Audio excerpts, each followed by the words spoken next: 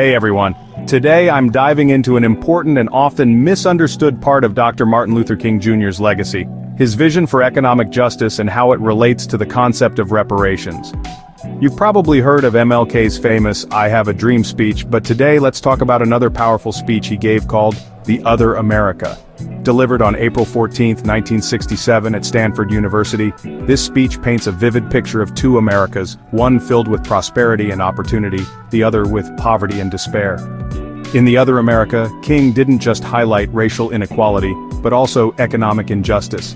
He talked about how African Americans faced systemic issues like unemployment, inadequate housing, and poor education. He emphasized that these weren't just isolated problems, but were deeply intertwined with the broader system of economic inequality. Now, while King didn't explicitly call for reparations in the way we think of them today, he did advocate for what we might call reparative justice. For instance, in his book, Why We Can't Wait, he wrote, "No amount of gold could provide an adequate compensation for the exploitation and humiliation of the Negro down through the centuries. Yet a price can be placed on unpaid wages." Here, King was addressing the historical injustices and unpaid labor that African Americans endured through slavery and beyond. In The Other America, he pointed out the disparity in government support. At the same time that America refused to give the Negro any land, our government was giving away millions of acres of land in the West and Midwest to white peasants from Europe.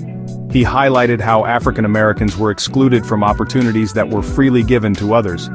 King also touched on these themes in his speech, Where Do We Go From Here?, where he said, "We are the recipients of a long history of discrimination. We are still in the process of fighting for equality.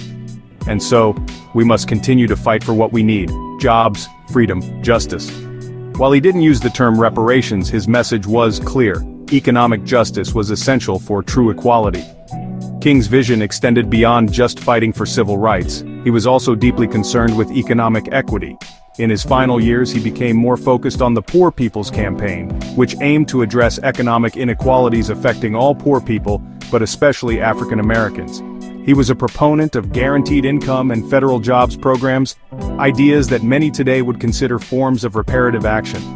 So, while King didn't explicitly frame his ideas as reparations, his advocacy for economic justice, wealth redistribution, and systemic change laid the groundwork for much of the modern reparations debate. His work reminds us that addressing the economic disparities caused by centuries of racial discrimination is crucial for achieving true equality. Thanks for watching, and if you want to learn more, check out the full transcript of The Other America, or watch the speech itself. Let's keep these important conversations going. Don't forget to like, subscribe, and leave your thoughts in the comments below. Catch you next time.